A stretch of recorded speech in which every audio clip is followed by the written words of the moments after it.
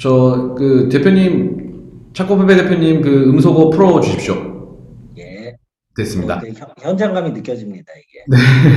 네, 전부 다 음소거를 해놔서 들어오시는 분들이 전부 다 음소거가 돼서 들어오는 경우가 있는데 가끔씩 열리는 경우가 있어서 간단하게 말씀드리면 저희 컬처 벤티 센터는 뭐 지리적인 제약이나 뭐 경제적 격차 혹은 다른 외부 요인 때문에 글로벌 전문가를 직접적으로 만날 기회를 쉽게 얻지 못하는 분들이 많습니다. 그래서 특히 올해 2월부터죠. 이번 달이죠. 이번 달부터는 미국에 계신 전문가들, 그리고 일본에 계신 전문가들, 그리고 중국에 계신 전문가들을 모시고 다양한 분야의 전문가들을 모시고 이제 공정하고 정확한 정보들을 전달해 드리기 위해서 매달 1회에서 2회에 걸쳐서 무료 세미나를 개최하고 있습니다. 2월 이번에 모신 분은 차코페페라고 불리우는 유튜브에서 차코페페로 활동을 하고 계시고요.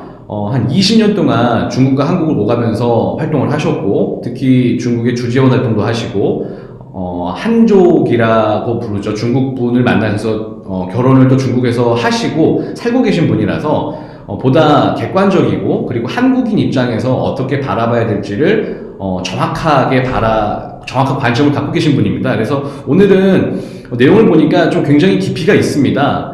깊이가 있고, 그리고 지금까지 접해왔던 내용들하고 좀 다른 내용들이라서 한번 같이 들어보시고, 강연이 끝나고 나면 Q&A 시간을 갖습니다. 궁금하신 점이 있으시면 채팅창에 올려주시고, 그리고 직접 육성으로 질문을 하고 싶으신 분은 말씀을 주시면 육성으로 바로 질문을 할 수 있는 기회를 드리도록 하겠습니다. 그러면은 뭐 바로 그냥 시작을 할게요. 뭐 이렇게 오래 네. 기다리는 것보다 약속을 먼저 드리 오신 분도 계시니까요. 네, 시간을 지켜서 시작을 하도록 하겠습니다. 그 대표님 부탁드리겠습니다. 예, 그럼 시작하겠습니다. 자, 화면 공유를, 이거를 방금 배웠거든요. 네, 혹시 화면 보이시나요? 예, 예, 오케이. 예. 그럼 시작하겠습니다. 안녕하세요. 차코페페라는 이름으로 유튜브 활동을 하고 있는 배덕형이라고 하고요. 일단 제 소개를 먼저 좀 드리겠습니다. 예, 저는 이제 서울에 명덕 외국어고등학교라는 데에서 중국어과를 나왔어요. 여러분 혹시 아시는지 모르겠는데 외국어고등학교가 원래는 외국어 인재를 양성하려고 만들어진 학교거든요. 근데 저는 이제 어렸을 때부터 중국 너무 좋아하고 중국어에 조금 희한할 정도로 관심이 많아가지고 저는 굉장히 좀 잘 맞았던 것 같습니다. 그런데 이제 공부를 아주 잘하거나 이러는 사람은 아니었고요. 그 성균관대 중어중문학과에 갔고요. 유교철학과가 있어서 중국 고문을 배우는데 큰 도움을 받았습니다. ROTC 군복무 한 뒤에 성균관대에 또 중국대학원이라고 있어요. 지금 안요하 교수님 이런 분이 활동하시는데요. 그래서 중국 경제학 석사 받은 뒤에 LG 디스플레이라는 회사에서 B2B 영업 마케팅을 약 11년 정도 하고 현재는 중국에서 사업을 하고 있습니다. 저는 이제 아내가 중국 사람인데요. 아내하고 결혼을 해서 살았던 건 한국이고요. 근데 이제 제 아내가 한국에서 8년을 살았습니다. 그래서 제 아내도 굉장히 한국어를 잘 아는 중국 사람이고요. 현재 이제 주재원 하면서 중국 칭다오로 와서 현재까지 칭다오에 거주하고 있습니다.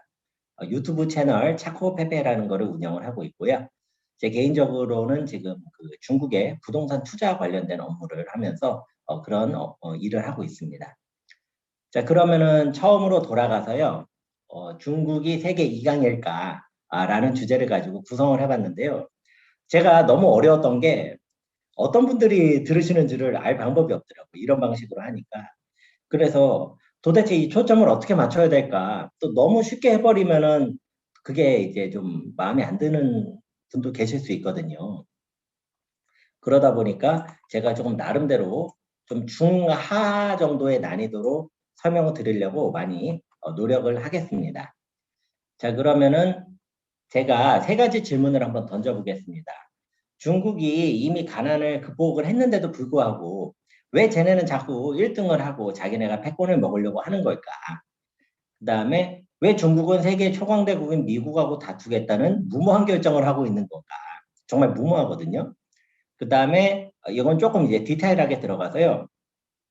중국은 사회주의 국가이므로 국가가 필요하면 국민의 집을 몰수할 수 있는가?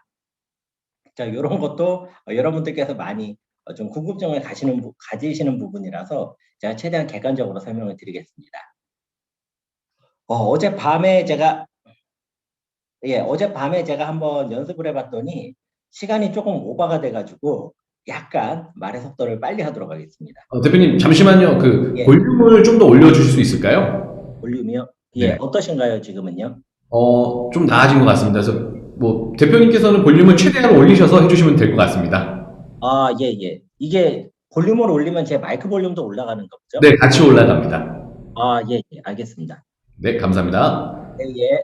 그러면은 챕터 1으로 가서 중국이 생각하는 중국하고 세계가 생각하는 중국 어떻게 다른가 한번 보시겠습니다. 일단 우리 민족을 한민족이라고 제가 불러볼게요. 조선민족이라고도 부를 수 있는데 뭐 좀 차이가 있기 때문에 한민족이 중국 대륙을 제대로 본 적이 있는가? 저는 일단 이런 질문을 한번 던져보고 싶어요. 예전에 여러분 그 신라 시대 때에는 지금도 이제 역사 교과서에 나오는지 모르겠는데 신라방, 신라소라고 해가지고 중국에 한국 사람들이 거주하던 저기 지역들이 있었다고 합니다. 그러니까 쉽게 얘기하면 한국 교민들이 몰려 살던 어떤 커뮤니티 같은 거죠. 그런데 그것이 있고 나서 우리가 고려 시대를 거치고 조선 시대를 거치는 내내 그 정도 규모로 중국에 직접적으로 교류를 한 적은 없었던 것 같아요. 그래서 그거를 기간을 따져봤더니 최소 1000년 이상입니다. 자, 그러면 그 1000년이 넘는 시간 동안 우리나라는 중국 바로 옆에 붙어 있는데 중국을 우리만의 특이한 시각을 가지고 보게 됐습니다. 이게 이제 제가 가지고 있는 생각이고요. 지금 화면에 보시면은 이제 18사략이라는 책이 있어요. 이거는 18개 왕조의 역사 서머리다 이런 뜻입니다. 그래서 이것은 중국의 증선지라는 사람이 우리나라 이제 고려 시대죠. 원나라 초기 때에 썼던 책이에요. 근데 이 18사략이라는 책이 우리나라 조선 시대 때 엄청나게 영향을 많이 줍니다. 얼마나 영향을 많이 줬냐면요. 양반들이 공부를 할 때에 중국의 역사는 대부분 이 18사략을 가지고 공부를 할 정도로 영향을 거대하게 끼치고요. 그래서 우리나라 이제 이미 작고하신 걸로 아는데 고우영 화백님이 이거를 만화로 출간을 하신 적도 있으세요. 그래서 제가 옛날에 여기 재밌게 보기도 했습니다. 지금으로 치면은 우리나라 사람들이 삼국지를 굉장히 많이 좋아하거든요. 그 정도 수준으로 조선시대 때 내내 널리 읽혔던 책입니다. 자, 그런데요, 우리나라 그 조선 중기 이후에 북학파 혹은 실학파라고 하는 사람들이 중국 청나라를 직접 왔다 갔다 하면서 교류를 하거든요. 그때 우리 양반들이 굉장히 놀라운 걸 알게 됩니다. 18사략이라는 책이 중국에서 영향력이 너무 미미하더라. 이거를 알게 된 거예요. 중국에서는 정작 거의 아무도 보지 않고 있는 책이었습니다. 자, 한번 제가 이렇게 말씀을 드려볼게요. 지금 화면에 보시면 삼황, 오제, 하, 은주에서 쭉 내려와 가지고요. 중화민국, 중화인민공화국까지 중국의 역대 왕조들을 간단하게 제가 한번 정리를 해봤는데요. 이 18사략이라는 책이 쓰여진 때는요. 송나라 말기, 원나라 초기였어요. 이 사람이 나름대로 이제 한족 중심의 역사관을 가지고선 그 이전에 대해서 썼던 겁니다. 자, 그러면 당연히 명나라, 청나라, 군벌시대, 뭐 항일시대 이 부분에 대한 역사는 한국 사람들 입장에서 우리 한민족 입장에서는 접할 일이 상대적으로 없었던 겁니다. 자, 그러니까 이 기간이 대략 한 1000년 이상이라고 보셔도 될 것 같아요. 자, 그래서 우리 사회, 특히 우리 한민족이라고 해도 좋고요. 아니면 한국이라고 해도 좋을 것 같습니다. 우리가 중국을 바라보는 관점이 특이했던 것이 한 1000년 정도의 역사를 가지고 있다. 저는 이렇게 생각이 들더라고요. 왜냐하면 너무 중국을 있는 그대로 안 보고 황당한 방식으로 봐요. 근데 이게 하루 이틀의 얘기가 아니더라. 자, 그래서 한국이 중국을 바라보는 세 가지 안경이 있다라는 주장을 광운대학교의 김희교 교수님이 하셨는데요. 되게 제가 인상 깊어서 여기 한번 인용을 해봤습니다. 이 3가지 안경이요. 노란색 안경, 빨간색 안경, 검은색 안경입니다. 노란색 안경은 뭐냐면요. 황화론이라고 그래서 그 황인종들은 인류의 재앙이다. 이런 시각이 있었어요. 이게 18세기, 19세기에 유럽에서 생겨난 시각인데 이거는 우리 아시아 사람들을 거의 벌레를 보듯이 그렇게 보던 사람들의 시각이 있습니다. 그래서 아시아 사람들은 굉장히 열등하고 미개하고 이 사람들은 공중도덕도 모르고 하기 때문에 이 사람들은 멸망시키는 게 맞다라는 주장으로 연결이 됐었는데요. 이러한 황화론적인 시각의 일부가 여전히 서구 사회에 남아 있습니다. 그리고 그것이 우리 사회에 영향을 주기도 해요. 그래서 제가 되게 끔찍한 거는 중국 사람을 무슨 바퀴벌레로 묘사를 하는 사람들도 있습니다. 이거는 굉장히 인종차별적인 시각인데 이것의 어떤 기원이 황화론적인 시각에 근거하고 있다. 이렇게 보신 거예요. 두 번째는 이제 빨간색 안경인데요. 이게 우리나라 군사정권이 들어가면서 굉장히 비합리적인 반공교육을 실시를 합니다. 왜냐하면 이제 역사적으로 보니까 당시 박정희 전 대통령이 미국으로부터 어떤 그 반공에 대한 확실한 정통성을 확보하려다 보니까 필요 이상의 반공교육을 했던 것 같아요. 그래서 지금 우리나라에서 40대 이상인 분들, 그런 특히 공산당이라는 말만 들어도 경기를 일으키세요. 그 난리가 납니다. 그래가지고 공산 관련된 것만 있으면 무조건 나쁜 거다. 그 다음에 이거는 북한하고 한패다. 그래서 이거는 우리가 굉장히 위험하다. 장점은 단 하나도 없다. 이런 시각이 이제 빨간색 안경이라고 표현을 한 거고요. 마지막으로 이제 검은색 안경인 이거 되게 무서운 거더라고요. 이거는 중국을 거의 뭐 인류의 악으로 규정을 합니다. 그래서 중국이 존재하는 한 세계는 위험하다. 뭐 이런 시각이 있어요. 그래서 우리 사회에 크게 중국을 바라보는 이 세 가지 안경이 있는데 이 안경 모두가 중국을 객관적이고 합리적이고 정확하게 보는 걸 방해합니다. 자, 그래서 한번 다음 내용을 한번 봐보실게요. 그러면 이제 이건 제 개인적인 의견인데요. 우리가 중국에 대해서 한 1000년 정도를 놓친 거예요. 이 사람들이 바로 옆에 있는데 그 전만 해도 중국 사람들하고 말도 하면서 쟤네는 이런 생각하고 그게 같이 호흡을 했던 거예요. 그런데 그거를 놓치다 보니까 우리가 어떻게 하면은 그나마 중국을 좀 이해할 수 있을까 이렇게 생각을 해서 제가 뽑은 두 가지의 저술입니다. 다 중국 사람이 쓴 거고요. 중국이라는 나라의 역사가 예를 들어서 5000년이 있다라고 한다면은요. 앞에 4900년 정도는요. 큰 차이가 없습니다, 여러분. 거의 비슷한 패턴이 반복이 돼요. 반복이 되는데 마지막 100년에서 200년 정도가 아주 중국 사람들도 그냥 곤란스러운 일들이 생긴 겁니다. 기존 패턴하고 안 맞는 역사가 생긴 거예요. 그래서 이 최근 패턴이 만들어질 때에 중국 지식인들의 고뇌를 살펴보면 이 사람들을 좀 더 입체적으로 볼 수 있을 것 같습니다.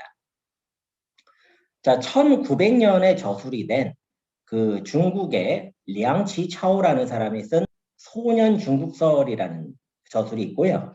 그 다음에 1994년, 비교적 최근이죠. 한 100년 정도 뒤에 쓰여진 타이완 사람인데요. 오양이라는 사람이 쓴 추악한 중국인 조로우 더 중국인이라는 저술이 있습니다. 이 두 가지 저술은요. 제가 봤을 때에 한국 사람이 최근 중국의 변화를 이해하는 데 큰 도움을 주는 것 같습니다. 첫 번째 소년 중국설에서는 무슨 얘기를 하느냐면요. 중국 사람들은 원래 어떤 그 민족관이라고 그럴까요? 이게 저도 나중에 알았는데 우리나라 민족관이 좀 특이한 것 같아요. 요즘에 드는 생각은 우리나라 사람들은요. 우리가 한민족이라고 하나의 민족이라고 생각을 하거든요. 그러니까 다른 나라를 볼 때도 민족 기반으로 보는 경향이 되게 강합니다.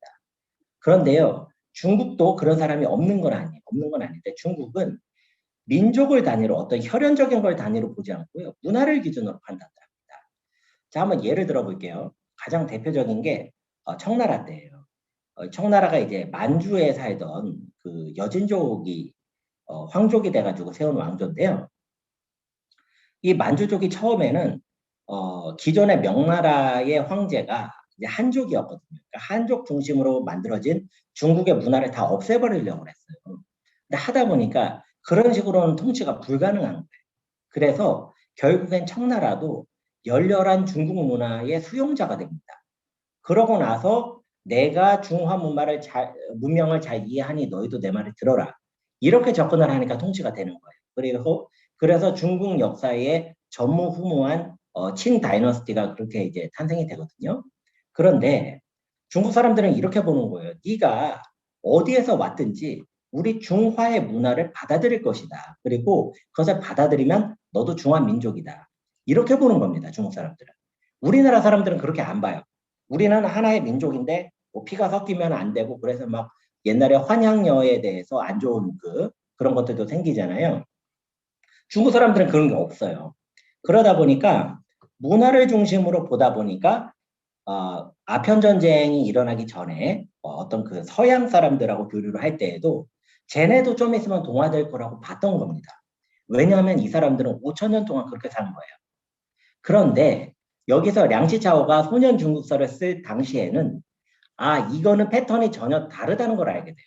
이 사람들이. 지금까지 우리가 맞던 거는 이민족이 와가지고 우리 문화에 동화가 됐는데 얘네는 와서 우리를 뼛속까지 다 바꾸려는구나 라는 거를 깨달은 겁니다. 그거를 깨닫는데 오랜 시간이 걸렸던 거죠, 중국이. 그리고 당시 중국은 부패하고 무능하고 자만심에 빠져 있었습니다. 그러다 보니까 중국의 지식인들이 엄청나게 고뇌를 많이 해요. 그 내용들이 굉장히 이 소년 중국설에 그래도 희망을 갖자는 그런 방향에서 기술이 되어 있습니다. 그 옆에 이제 추악한 중국인이라는 책은요.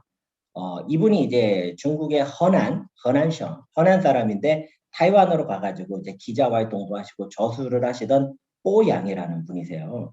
이분은 이제 중국 대륙에서는 아직 그렇게 좋아하지는 않습니다. 조금 사람마다 호우가 있죠. 근데 이분이 그때 당시에 우리 중국 문화는 이래서 문제다라고 중국 사람으로서 쓴 거예요. 근데 이 사람 얘기는 간단히 말씀을 드리면 우리 중국은 하나의 장독 같은 문화다. 그래서 그 장독 안에 막 된장이 막 계속 누적이 되잖아요. 그러니까 이게 누적된 게 너무 많아서 무게를 견디지를 못한다, 사람.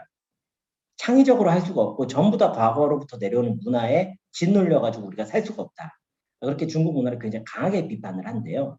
이 뽀양이라는 분도 중화민족이 다시 발전하기를 바라는 마음으로 쓴 거예요. 자, 그러면 요 두 가지를 보시면 우리나라도 최근 100년 정도에 굉장히 정신이 없었거든요. 그 100년 전에 뭔 일이 있었죠? 1919에 우리 3.1 운동이 있었지 않습니까? 그래서 우리가 용기를 내서 우리가 한번 독립을 해보자. 그래서 우리도 정신이 없었는데 중국도 중국대로 정신이 없었던 겁니다. 자, 그래서 다음 내용을 한번 봐보실게요. 제가 나름대로 좀 정리를 해본 건데요. 중국의 역사를 한번 이제 왼쪽에서 오른쪽으로 봐보시겠습니다. 자, 맨 처음에는 이제 중화 문명국으로서의 약 5천 년 정도의 역사가 있습니다. 자, 이 기간이 지금 중국 사람들이 생각하는 중국의 원형을 만들어요. 뭐냐면 물질 과학 문명하고 정신문화 교양에서 모든 영역에서 다 탑입니다.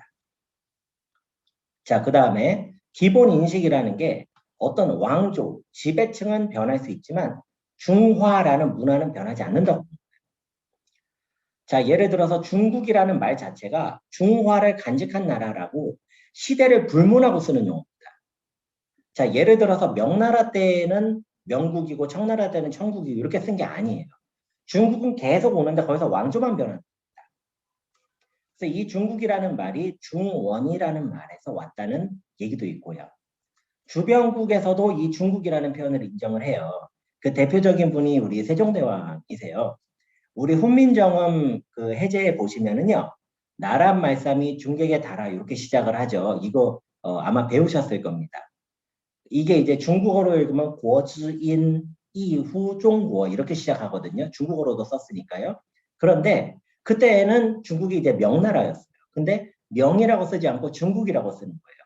그러니까 당시 우리나라 조상들, 그다음에 한국의 지배계층도 중국이라는 저 중화 문명을 갖다가 규정을 할 때에 중국이라고 인정을 했던 거죠.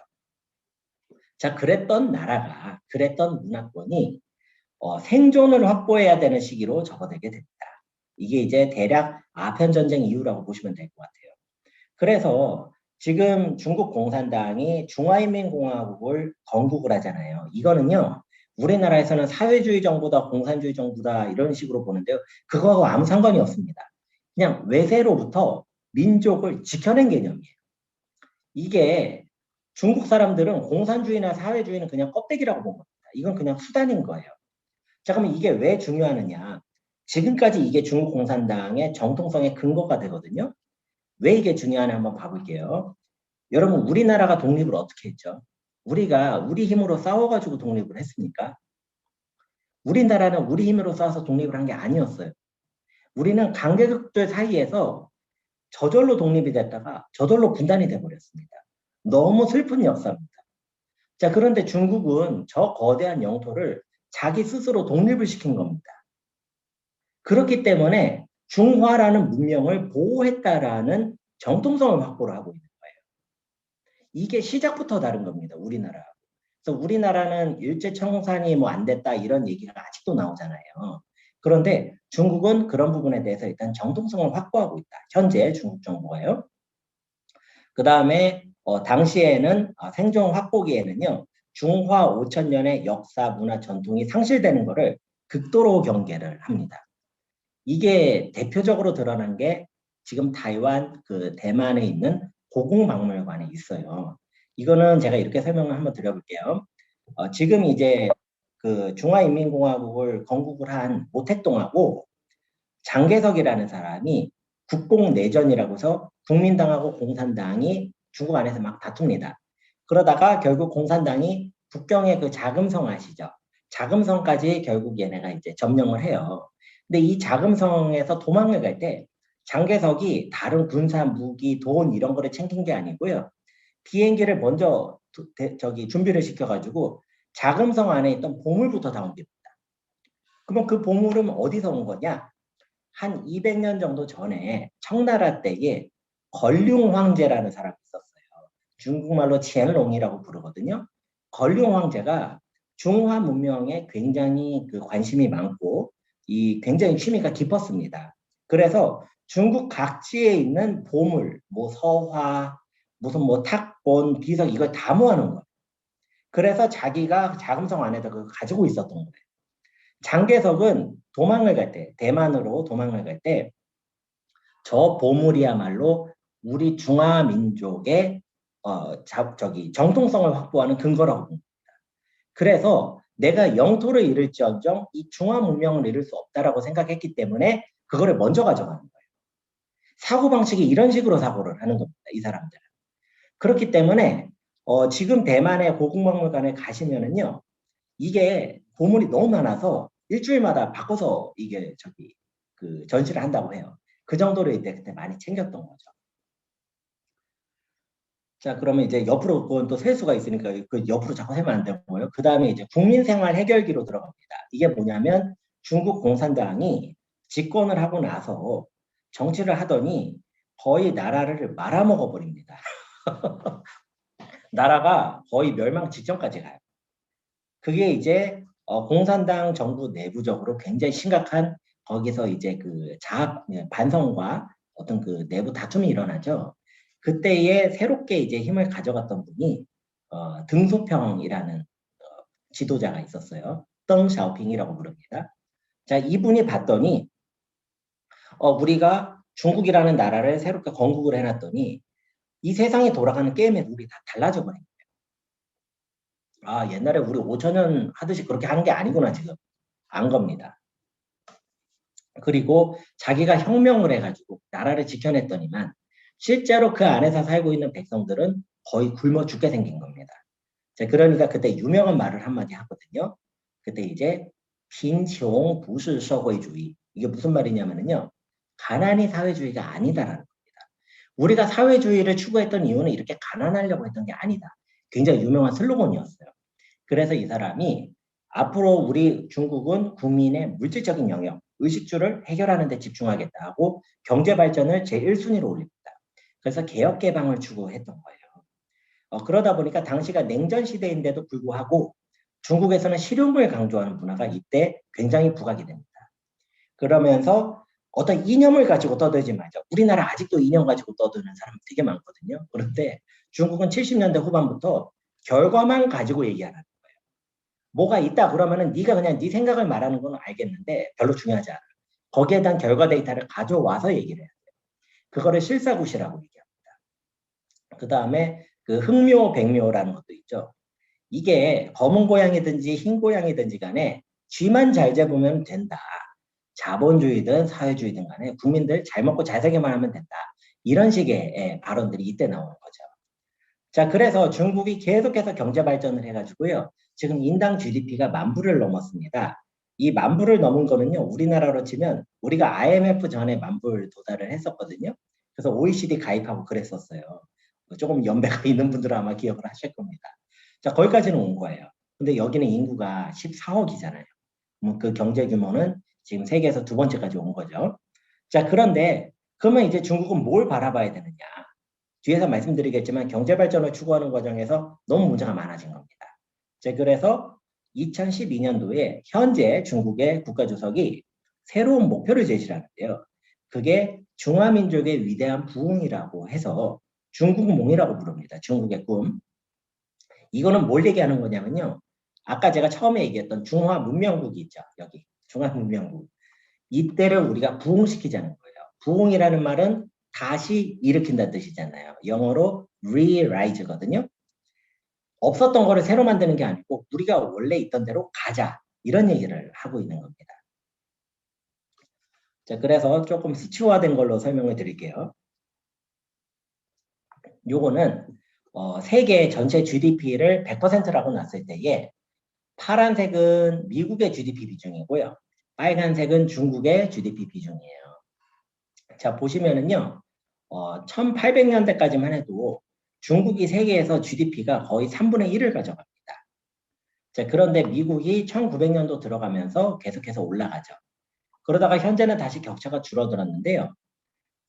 지금 중국과 미국의 GDP 비중이 거의 지금 격차를 좁히고 있고요. 포춘이라는 잡지에서 나온 세계 500대 기업은 중국이 지금 현재 작년부로 가장 많은 기업 수를 확보하고 있습니다. 주의하실 거는 이렇다고 미국이 막 꼬라박고 이런 건 아니에요. 미국도 건재합니다. 자, 한번 살짝 봐보실게요. 이거를 중국 사람들이 보면 어떻게 보이느냐. 자, 원래 중국이 왼쪽 상단에 있는 것처럼 우리가 굉장히 세계에서 잘 나가는 나라였다. 그런데 아편 전쟁을 겪으면서 우리가 계속 꼬라박더니 아까 말씀드린 량치차오의 소년 중국설은 계속 내려가던 시점에 나오고요. 이제 신해 혁명이라는 것이 일어나면서 왕조 국가가 붕괴가 되고 새로운 시대로 들어가죠. 그 다음에 현재 중국을 이제 신중국이라고 그러거든요. 중화인민공화국을 중국에서는 신중국이라고 불러요. 새로운 중국. 건국이 되고요. 근데 건국되고도 계속 내려갑니다. 그러다가 거의 밑바닥까지 가가지고 개혁개방이 시작이 되는 거예요. 자, 그러면 개혁개방이 됐는데도 또 내려갑니다. 또 내려갑니다. 바로 효과를 못 봤어요.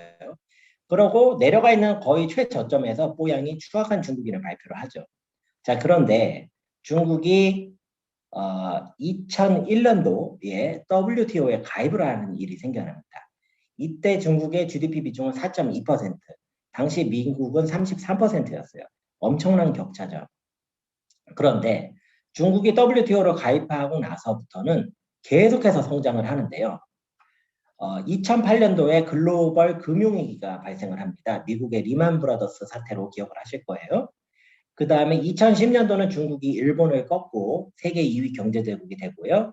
멈추지 않고 2012년도에는 중국몽을 선포합니다. 그 다음에 2018년부터는 미중 간의 무역전쟁이라는 이름으로 시작이 됐고요. 당시 중국의 비중이 16%였어요. 자, 그렇기 때문에 중국 사람들은 이 과정을 어떻게 보느냐. 우리가 발전하고 있다라고 본다기보다는 지금 중국 지도층이 시각을 바꾼 겁니다. 니네 자꾸 이런 거 보지 말고 왼쪽에 있는 거 이거 봐. 청나라 때 맛이 갔는데도 우리가 3분의 1이었어. 우리가 가장 융성했던 당나라 그리고 한나라 이럴 때는 이거보다 더 높았을 거야. 자, 그러니까 이런 새로운 목표가 마음속에 들어가 있고 여기서 중국 사람들이 굉장한 희망과 자부심을 갖게 되는 겁니다. 이거는 제가 현장에서 같이 느끼고 있고요. 자, 그러면 중국 사람들이 보는 거하고 한국 사람들이 보는 거하고 어떻게 다른가 한번 보여드릴게요. 자, 요거는 똑같은 수치를 넣고 한국에서 보는 거를 말씀드릴게요.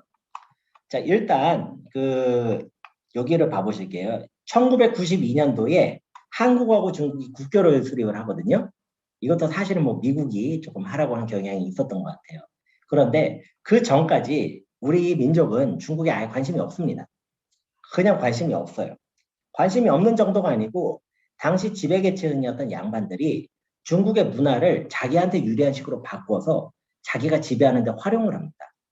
자, 그러다 보니까 박지원 같은 사람들이 열알기 같은 걸 써서 그걸 비판하는 거예요. 니네 얘기하는 거 거짓말 같은데 중국은 그러지 않던데 이렇게 비판했던 일이 생기고요.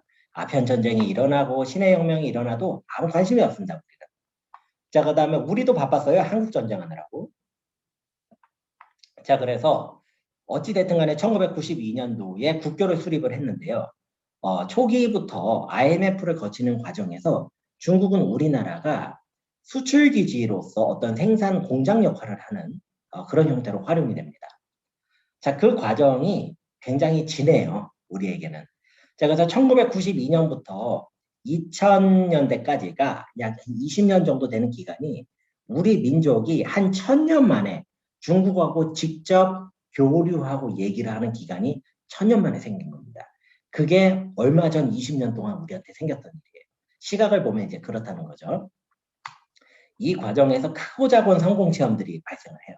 그리고 실패 사례도 속출을 하고 각자 다 자기가 본 거의 기준으로 중국을 얘기하기 시작합니다. 자, 이 과정이 우리한테 있었던 겁니다. 자, 그 다음에 이때에 중국은 그냥 수출 경쟁력을 위한 생산 기지였을 따름이에요. 그리고 우리보다 못 사는 나라라는 인식이 되게 강합니다.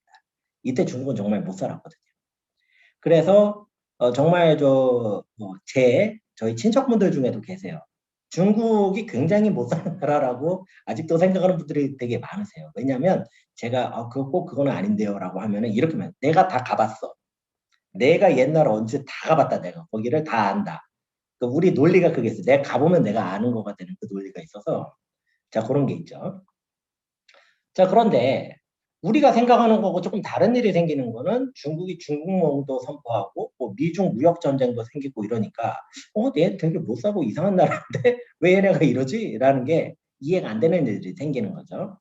자, 그 다음에 한국에서 중국을 베이스로 한 신흥 세력들이 생기고 있습니다, 여러분. 이런 것도 조금 같이 알고 계시면 좋아요. 예를 들어서 한국에서 중소기업이 있는데 중국에서 제품 하나만 히트를 치면은요, 우리나라 대기업급까지 올라가 버립니다. 그러다 보니까 이런 신흥 세력들이 한국 내에서 올라가고 있어요. 이런 것도 좀 보실 수 있으면 좋습니다. 그런데 한국의 지금 현재 기득권 세력은 미국과 일본을 기반으로 하고 있거든요.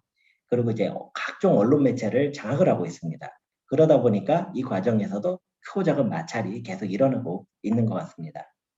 자, 다음은 이제 미국에서 바라보는 중국을 봐볼게요. 똑같은 수치를 가지고 한번 봐보겠습니다. 미국은 뭐 굉장히 신나죠. 미국은 1872년도에 GDP 총액 기준으로 영국을 초월합니다.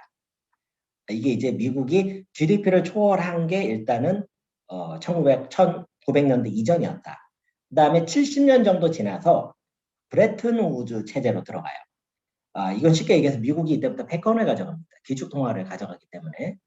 자, 그러면 이 기간 동안 미국도 정신이 없었어요. 자기네 서부 개척하고 막 그 산업 발전시키고 그러는데 이때 일단 중국에 대한 시각은 딱히 없었습니다. 그 다음에 황화론적 시각이 강했고요.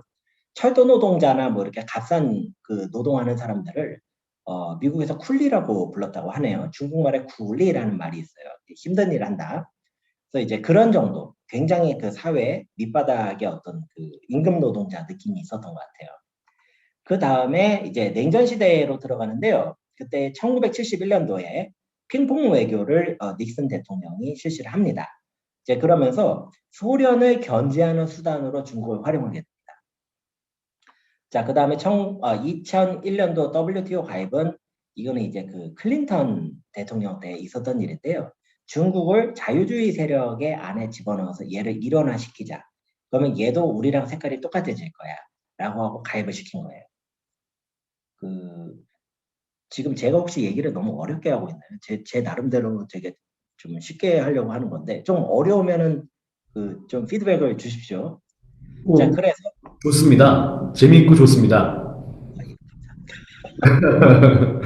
자, 계속하겠습니다. 그래서 미국이 만들어 놓은 어떤 그 판이 있어요. 그 판을 GVC라고 부를 수 있거든요. 여러 가지 이름이 있는데 글로벌 밸류 체인 GVC라는 이름을 부릅니다. 여기에 이제 중국이 들어가면서 생산 역할을 맡습니다. 굉장히 저부가 같이 생산 역할을 맡는데 계속 하다 보니까 중국은 세계의 생산을 담당하고 미국은 이제 소비를 담당하는 이런 구조로 쭉 갔었어요. 가다가 이게 보다 보니까 미국이 글로벌 금융위기도 생기고 이러면서 약간 조금 방심하는 사이에 중국이 미국의 GDP의 50% 60%를 추월하는 까지 따라오는 그런 일이 생깁니다. 자, 그래서 오바마 정권 때에 원래 이제 TPP라는 것이 그 환태평양 경제 동반자라고 해서 원래 있었어요. 근데 미국이 이거를 활용을 해가지고 중국을 GVC 체제, 그러니까 WTO로 만들어진 GVC 체제에서 중국을 배제하겠다는 전략을 펼치기 시작합니다. 이게 이미 오바마 때 있었던 거예요. 그다음에 이제 트럼프가 와가지고 TPP 탈퇴하고선 나는 이제 1대1로 붙겠다 뭐 이러더니 다시 또 지금 이제 상황이 변하고 있는데, 그래서 미국은 제가 들어봤더니 여기 또 그 컬처 베이팅 센터가 미국은 저보다 훨씬 전문가시지만 공화당이든 민주당이든 중국을 미국의 거의 적국 수준으로, 경쟁국을 넘어서 적국 수준으로 인지를 하는 거는 컨센서스가 돼 있다. 다 그런 관점에 동의하고 있다. 이런 저기 좀 측면들이 있는 것 같습니다. 자, 마지막으로 EU 관점에서 한번 중국을 봐보실게요. 뭐 EU는 이제 뭐 중국은 계속 미지의 세계였고요. 황화론. 근데 이 시점에 처음 그 2차 대전을 지나면서 서유럽 중심으로 완전히 초토화가 됩니다. 그러면서 이제 미국의 마샬 플랜으로 이제 영양제를 맞으면서 이 사람들이 다시 올라오는데 이 과정에서 패권이 완전히 미국으로 가야 있는 상태인 거죠.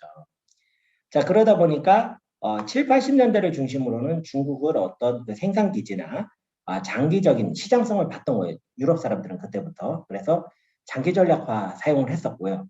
현재는 중국의 시장 자체가 너무 거대하기 때문에 유럽 기업들이 중국이 굉장히 많이 진출해 있는 것을 제가 현장에서 항상 보고 있습니다.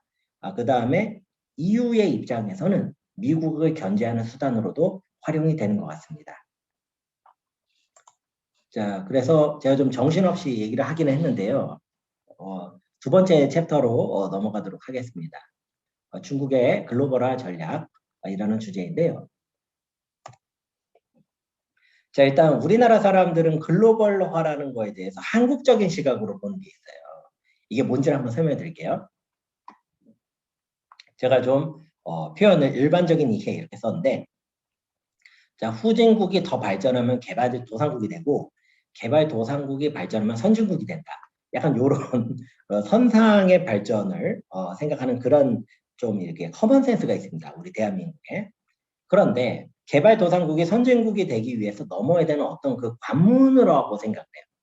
그래서 이 글로벌리제이션, 이 글로벌화라는 것을 어떤 우리가 그 자격증 따는 것처럼 그렇게 인지를 하시는 좀 경향이 있습니다. 그런데요, 제가 지금 봤더니 저도 이제 그 다양한 무역업도 해보고 다양한 이제 경험을 좀 더 쌓아봤더니 실제 현실은 뭐냐면 그 장사하는 사람이 남대문 시장 같은데 점포 차리는 그런 개념이에요. 뭐냐면 내가 지금 물건을 팔아야지 살겠는데 점포를 못 차리게 하는 거예요. 너 남대문 상인연합에서 너 여기다 점포 열면 너 죽어 뭐 이런 식으로 해가지고 못 차리게 하는 거예요. 그러니까 그러면 내가 어떻게 하면 요 안에 점포 조그마한 거라도 차릴까? 자, 그래서 거기 그 상인연합하고 얘기를 해서 잘해가지고 그래 그럼 너도 저기다 하나 점포 펴봐. 자, 이거를 글로벌화라고 할 수 있습니다. 굉장히 제가 세속적인 표현으로 설명을 드렸는데요. 일단 우리나라가 좀 이게 슬픔이 있습니다. 뭐냐면요. 우리나라가 내수 시장이 너무 작아요. 여러분. 그래서 어떤 학자는 우리가 내수 시장으로만 의존해서 살면은 인당 GDP 5천 불도 힘들 거라는 얘기도 하세요. 무슨 말이냐면요. 우리는 수출을 안 할 수가 없는 거예요. 그 얘기는 요 상인의 예로 비유를 들자면 장사를 하지 않으면 물건을 팔지 않으면 유지가 안 되는 구조인 겁니다. 우리 대한민국은 너무 작아가지고. 그러다 보니까 우리나라 같은 나라한테는요, 많이 팔 수 있는 시장을 확보하는 게 너무 중요한 거예요. 그래서 우리나라한테는 글로벌화가 중요한 겁니다. 근데 이것이 마치 모든 세계에 있는 나라들이 글로벌화가 돼야 된다는 식으로 생각하는 것은 다소 우리 중심의 사고라고 볼 수 있습니다. 자, 다음 설명 한번 드려볼게요. 지금 이제 국회의원으로 활동을 하시는데 예전에 이제 미래에셋 그 투자증권에서 대표이사를 하셨던 지금 홍성국 의원이라고 해야 될까요? 그분이 2005년도에 이런 책을 내셨어요. 세계 경제의 그림자 미국. 세계 경제의 그림자 미국. 예. 제가 중국에 대해서 저도 너무 궁금한 게 많아요, 지금. 그런데 중국을 알려면 미국을 공부를 해야 되는 이상한 상황이 생기는 겁니다. 2000년대 이후로. 그래서 저도 참 무슨 팔자인지 미국에 대한 내용들도 여러 개를 보게 됐어요. 근데 이 홍성국 그 의원님의 주장에 따르면 미국이라는 사회는 10가지의 독점 시스템 전략을 가지고서 운영이 된다는 거예요. 그래서 이 중에서 하나만 망가지면 미국이 심각하게 타격을 받는다는 거죠. 자, 그러면 이 독점 시스템 전략을 운영을 하면서 미국은 아까 말씀드린 GVC를 운영을 하면서 세계의 패권을 유지해 나가고 있다. 자, 이렇게 보는 겁니다. 자, 그러면 이제 GVC라고 글로벌 밸류 체인이라고 했는데요. 이게 어떤 개념인지 제가 간단히 설명을 드릴게요. 이 밸류 체인이라는 개념이 조금 생소하실 수 있는데 제 나름대로 최대한 쉽게 설명을 드리겠습니다. 자, 핸드폰이 하나가 있습니다. 소비자 가격이 150불이라고 해볼게요. 자, 그러면 이 150불에 판 사람은 요거 F입니다. F가 소비자한테 150불에 판 거예요. 자, 그러면 F는 팔고 나서 65불을 남깁니다. 그 다음에 E는 F한테 팔고 30불을 남기고 D는 E한테 팔고 15불을 남기고 이런 개념이에요. 그러면 맨 처음에 원재료가 있었겠죠. 처음 원재료를 이 원재료는 추가적인 코스트가 없다라고 한번 가정을 해볼게요. 그렇다면 이 사람은 매출 20에 실제 프로핏도 20인 겁니다. 이런 거 안 어려우시죠? 어려우면 피드백을 주세요. 자, 그런데 A라는 사람은 20불을 주고 산 다음에 자기가 23불로 판 거예요. 그러니까 3불이 남는 거죠. B라는 사람은 이제 B는 아까 이게 몇 불이지? 23불에 사가지고 28불에 판 겁니다. 그러니까 5불을 남기는 거죠. 자, 그거를 제가 표로 이렇게 그려보면은 자기가 쓴 돈, 그 다음에 이거는 프로핏이에요. 전체 프로핏은 당연히 소비자 가격인 150불이겠죠. 근데 단계별로 프로핏이 다른 겁니다. 어떤 애는 20불을 벌고, 어떤 애는 3불, 5불을 벌고, 어떤 애는 65불도 버는 거예요. 자, 그러면 똑같은 제품 하나를 팔아도 나라 혹은 기업별로 벌어들이는 수익은 전혀 다른 겁니다. 이게 이제 밸류체인 관점에서 설명을 한 건데요. 요 2%, 3% 되는 굉장히 프로핏이 낮은 구간을 저부가가치 영역이라고 하고요. 이렇게 20% 넘고 43% 하는 걸 고부가가치 영역이라고 합니다. 자, 뭐 우리나라의 역사는 요 A에서부터 한 E까지 온 역사라고 보시면 되겠습니다. 그 다음에 F하고 소비자는 미국이 잡고 있습니다. 아주 그냥 극단적으로 쉽게 말씀을 드릴게요. 자, 요런 상황에서 글로벌 밸류 체인이라는 건 뭐냐면요. 미국이 주축이 돼가지고 세계의 주요 국가들이 너 와서 A 해봐, 너 와서 C 해봐 이런 식으로 점포 자료를 주는 개념이다. 이렇게 생각을 하실 수가 있어요. 자, 그러면 우리나라가 맨 처음에 시작할 때 우리나라는 수출할 게 없으니까 가발 수출을 했거든요. 자, 그럼 여러분 우리나라가 가발을 당시에 굉장히 잘 만들어서 팔렸을까요? 우리나라가 이렇게 가발에 특출난 어떤 민족적인 어떤 노하우가 있었던 걸까요? 그렇다라기보다는 당시 우리 정도의 가발을 만들 수 있는 나라는 세고 셌죠. 그런데 이거를 이 GVC에 속해 있는 다음 단계 나라나 기업에서 사주면 됩니다. 그러니까 나는 한국산 살 건데 라고 사주면 되는 거예요. 그렇게 판으로 들어가는 거죠. 그래서 우리는 처음에 이 저부가가치 영역에서 시작을 해서 엄청나게 고생을 해가지고 나름대로 고부가가치 영역까지 온 겁니다. 자, 그러면 중국이 WTO에 가입을 한다는 건요. 이 저부가가치 영역에서 자기가 팔 수 있는 자격을 얻었던 거예요. 이렇게 제가 한번 설명을 드려볼게요. 근데 중국도 계속 노력을 했어요. 노력을 해가지고 지금 우리나라가 와 있는 대로 지금 올려는 거예요. 이게 지금 우리나라 산업하고 자꾸 충돌이 일어나는 겁니다. 자동차도 그렇고요. 뭐 철강, 조선, 디스플레이, 반도체도 지금 따라잡히려고 그러고요. 석유화학도 진작에 지금 그런 상황이고요. 자, 우리나라의 주요 산업들이 다 이런 식으로 중국이 와가지고 겹쳐버리니까 이게 경쟁이 되는 거죠. 근데 심지어 중국은 F하고 소비자까지 해버리려는 생각을 하는 거예요. 이게 지금 차이가 있는 겁니다. 자, GVC라는 체제는 이제 미국이 중심이 돼가지고 만든 거죠. 그러면 여러 개 이제 밸류 체인이 있는데 그 중에 미국이 하는 아주 특별한 역할이 있습니다. 소비 시장, 최종 소비 시장이라고 해요. 엔드 커스터머라고 하는데요. 앞장에서 요 마지막 소비를 발생을 해줘야 돼요. 이 소비 시장을 미국이 역할을 하는 겁니다. 그 다음에 소비 시장을 하는데 이 사람들이 계속 돈이 많아서 살 수가 없다. 그러면 미국의 소비자들, 국민들이 돈을 빌려서 소비를 할 수 있게 해줍니다. 그 돈이 어디서 나오냐면은 기축통화인 달러에서 나오는 거죠. 그래서 미국은 무역으로 보면은 무역에서 돈 벌었냐 못 벌었냐 이걸 경상수지라고 하거든요. 경상수지가 만성적인 적자인 이유가 여기 있습니다.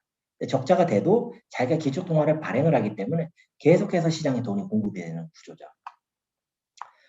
자, 이런 구조가 있었다고 한다면 한국의 GVC 가입이라는 측면에서 한번 봐보실게요. 미국 입장에서는 제가 봤을 때는 참 고마울 나라가 우리나라일 수 있다라고 생각하는 게 월드 탑 클래스의 모범 국가가 하나가 등장을 합니다. 그 아시아 동북아시아 쪽에 있고요. 또 심지어 그 원래 작았는데 거기서 또 절반으로 저기 또 나눠진 나라예요. 그런데 이 나라가 원래 아무 관심이 없었다가 한국 전쟁이 발발하죠. 6.25 발발하면서 우리나라가 굉장히 큰 상처와 피해를 입지만 동시에 얻었던 게 있습니다. 미국하고 다이렉트로 우리가 커뮤니케이션 할 수 있게 됩니다. 왜냐하면 미국이 공산주의를 방어하는데 우리가 최전선이 되버린 겁니다. 자, 그런 상황에서 우리나라는 열심히 GVC에 들어가가지고 계속 뭐 가발도 팔고 뭐 세숫대야도 팔고 이러면서 수출 100억 불을 달성을 합니다. 우린 또 굉장히 열심히 했어요. 그 다음에 미국이 베트남하고 전쟁을 한다니까 눈물을 머금고 또 월남전 참전도 하고요. IMF 국가부도 사태 여러분 기억하실지 모르겠습니다. 연배가 조금 있는 분은 이때 기억하실 텐데요. 이때도 IMF가 또 이제 미국 중심이거든요. IMF에서 권고하는 대로 구조도 다 바꿉니다. 자, 이 정도로 너무나 열심히 하고 자기네가 만든 체제 내에서 모범국가였던 거예요. 우리 대한민국. 그러니까 우리나라가 저는 이제 이런 거를 뭐 자부심을 가져도 될지 어쩔지는 모르겠는데 약간 그런 색채가 있다. 자, 그러면 중국을 한번 봐보실게요. 중국 사람들이 생각하는 가장 큰 일, 탑 10을 만들었다고 하는데 그 중에 1위는 신중국 건국이라고 합니다. 신중국은 중화인민공화국을 의미하고요. 이건 아까 말씀드린 대로 외세로부터 국가 민족을 우리가 지켜냈다. 여기에 의미가 있습니다. 어떤 이념적인 색채는 여기서 크게 중요하지 않다고 보시면 돼요. 자, 두 번째 2위가 놀랍게도 WTO 가입입니다.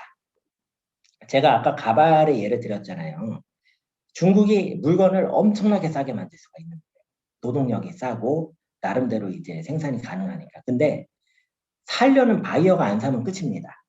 자, 그렇기 때문에 중국 입장에서는 WTO 가입이 너무 필요했던 거예요. 그 구체적으로는 가서 이제 관세 최고 혜택을 받고 이런 건데 그런 건 제가 그냥 건너뛸게요. 자, 그래서 중국이 월드와이드 주류 시장에서 플레이를 할 수 있게 된 겁니다. WTO가. 그러니까 이게 완전히 중국이라는 불길에다가 기름을 부은 겁니다. 자, 그렇게 해서 미국이 주도하는 GVC 안에서 중국은 세계의 공장 역할을 하면서 눈부신 성장을 거듭해 가거든요. 이제 연평균 GDP 성장률이 처음에 12% 이상을 유지하다가 뭐 10%, 그다음에 10%가 떨어지니까 이제 뭐 마오바라고 해서 8%대, 또 그다음에 마올리우라고 그러더라고요. 6%대, 뭐 이런 식으로. 그런데 지금 이 자체만으로도 굉장히 전 세계적으로 봤을 때 특이한 수치예요. 이게 지금 30년 넘게 이렇게 수치가 이어지고 있다 보니까 중국의 GDP라는 게 2010년도 6.1조 됐을 때에 일본 GDP가 아마 한 거의 5조 달러 수준에서 계속 정체되어 있는 것 같거든요. 돌파를 하죠. 독일하고 뭐 영국, 프랑스 얘네가 이제 3조에서 4조 정도 하고 우리나라가 1.7조 정도 하고 중국은 이제 진작에 제꼈고요. 현재는 한 14.3조가 2019년도 수치입니다. 자, 그러면 현재 이제 중국은 계속해가지고 이런 성장이 지속이 되고 있다. 자, 그러면 중국이 그렇게 좋은 일만 있었느냐? 저는 이제 중국으로 오가면서 중국 사람들이 얼마나 큰 위기의식을 가지고 있는지, 그 다음에 제가 잠시 이제 북경대라는 곳에서 있었는데요. 북경대에 있는 중국의 젊은 사람들이 고민하는 걸 보면서 우리나라는 정말 고민이 아니구나. 이런 생각도 했습니다. 자, 첫 번째로 글로벌 금융위기를 겪으면서요. 기축통화국의 지위와 파워가 뭔지를 철저하게 깨닫습니다. 자, 두 번째로요. 내수 소비 경제 확대가 있지 않고서는 우리는 영원히 GVC 안에서 뚝딱시만 한다는 것을 알아버렸어요. 그다음에 GVC 체제 안에서 내가 어떻게 하면 살 수 있을까? 왜냐하면 당시 중국도 GVC 안에서 어떻게 해서든지 성장하려고 했거든요. 자, 그런 거를 적극적으로 모색을 하고 있었습니다. 여러분 혹시 그 송홍빅이라는 분이 저기 썼던 화폐전쟁이라는 책을 아시는지 모르겠는데요. 그것도 이 시기에 이제 나왔던 겁니다. 중국 입장에서는 2008년도 8월에 북경 올림픽을 열었는데요. 바로 다음 달에 리먼 브라더스가 부도를 일으킵니다. 그러다 보니까 중국적인 시각으로 보면은 남의 집 잔치에 완전히 찬물을 끼얹은 그런 형국이라고도 볼 수 있죠. 근데 미국도 이거를 일으키고 싶어서 한 건 아니었겠죠. 자, 이 상황에서 중국에서 내부 문제가 계속해서 누적이 되기 시작합니다. 경제 성장만 바라보고 왔는데 문제가 너무 심각하게 쌓여버린 거예요. 잠깐만요. 예. 자, 2008년도 5월에 쓰촨 대지진이 일어나고요. 분요 사건 여러분 기억하시는지 모르겠어요. 아이들 막 죽고 그랬습니다. 요거는 제가 현재 중국에 있으니까 그냥 여러분 눈으로만 봐보세요. 그 다음에 로버츠 게이츠 국방장관 방중 제2 20사건 요건 뭐냐면요. 그때 이제 그 전임 중국 국가주석이 미국의 국방장관을 외교적으로 접대하고 있었던 북경에서 갑자기 제2-20이라는 게 GN이라는 그 미국의 F계열 전투기의 이 경쟁 상대입니다. 근데 얘가 갑자기 북경 항공을 지나가 버려요. 그러니까 이거는 명백한 그 미국에 대한 도발 행위거든요. 근데 당시 중국 국가주석이 그거를 모르고 있었어요. 그 정도로 군부 통제가 안 됐던 겁니다. 당시 중국이. 자, 그래서 이제 12년도 말에는 이런 말이 유행을 했죠. 정링 부주 중남해. 이게 뭐냐면 중남해가 북경에 있는 그 고위층들이 이제 있는 그런 쉽게 얘기하면 청와대 같은 데라고 생각하시면 돼요. 그래서 정치적인 명령을 내려도 중남해 밖으로 나가면 이게 무용지물이 된다. 그러니까 중앙에 아무 힘이 없다. 이런 말이 유행을 할 정도예요. 그리고 경제 성장률이 7.8%면서 8%가 미달성이 되죠. 자, 그리고 결정타를 먹였던 거는 12년도 2월에 요것도 그냥 여러분이 눈으로 봐주세요. 제가 지금 요것에 있으니까요. 자, 그래서 이때 이제 중국의 공산당의 지도층에서 등소평 모델이 이제 한계에 도달했다는 것을 인지하게 됩니다. 경제 발전만 해가지고 문제가 해결이 안 된다는 걸 이제 알게 돼요. 자, 그리고 외부에서는 압박이 계속해서 들어옵니다. 이게 이제 TPP라는 건데요. 계속해가지고 이제 참여하면서 중국을 옥죄는데 미국하고 일본이 막 가세를 하면서 참고로 우리나라는 가입을 안 했습니다. 자, 이런 것들이 있었습니다. 자, 그러다 보니까 중국이 2012년도에 지금 국가주석이 처음으로 들어갈 때 당시에는 중국 자체적으로 문제가 굉장히 심각했습니다. 그러다 보니까 이것이 그 전까지만 해도 이 모택동이라는 사람이 너무 권한을 강하게 갖고 있다 보니까 7명에서 9명 정도 되는 상무위원들한테 이거를 좀 분산을 시킨 거예요. 일종의 과도 정치처럼. 그런데 그렇게 했더니 이게 효율성이 너무 떨어져 버리고 곳곳에서 정권이 무너질 수 있는 상황도 발생을 하다 보니까 이제는 힘을 하나로 집중을 시켜야겠다라는 데 이게 모두 합의를 합니다. 그래서 민주적인 가치라든지 뭐 다른 부분들이 뒤로 밀리는 거죠. 자, 또 하나는 GVC 안에서의 성장과 발전을 추구했던 중국이 GVC 그 자체를 뛰어넘으려는 그런 방향을 갖게 됩니다. 일단은 이 싸움, 미국과의 싸움이 절대로 피할 수 없는 싸움이라는 것을 중국에서 인지를 해버렸습니다. 무슨 말이냐? 중국이 미국이 원하는 것을 다 들어줘도 미국은 중국을 죽인다는 걸 알게 됐습니다. 자, 그렇기 때문에 중국은 애시당초 미국의 눈치를 봐야 될 의미가 전혀 없어진 상황이 돼버렸어요. 그러기 위해선 미국을 대체하는 대국이 되는 것 외에는 자기가 살 길이 없는 상황이 돼버립니다. 자, 이렇게 인식을 한다는 거죠. 자, 그래서 당장 붙으면은 우리가 지기 때문에 미국과 마찰을 최소화하면서 장기적으로 가려는 그런 모습을 보이고 있고요. 두 번째로는 내부적인 중국의 모순을 해결을 해야 됩니다. 중국은 이제 혼란에 대해서 극심한 트라우마가 있어요. 그래서 혼란을 굉장히 피하려고 그러고 심지어 혼란을 피할 수 있다면 민주주의 체계도 우리가 선택하지 않을 수 있다. 이 정도로 혼란에 대한 트라우마가 엄청납니다. 그래서 현재는 단결과 일치의 최우선순위가 되어 있고요. 그다음에 당의 내부적인 단결 단속도 굉장히 강화가 되고 있습니다. 새로운 목표와 방향성은 12년도에 발표한 중국몽이 아직 유지가 되고 있고요. 중화민족의 위대한 부흥이라는 기치 아래에서 국민들이 하나의 목표를 가지고 14억이 나가고 있는 그런 분위기로 가고 있습니다. 1대1로나 중국제도 2025, 그 다음에 쌍순환과 같은 것들이 계속해서 발표가 되고 있고요.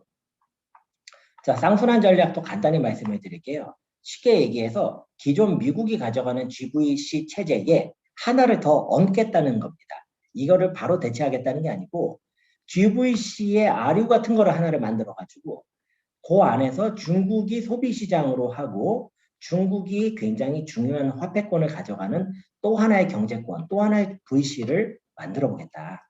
자, 이런 관점으로 보시면 되겠습니다.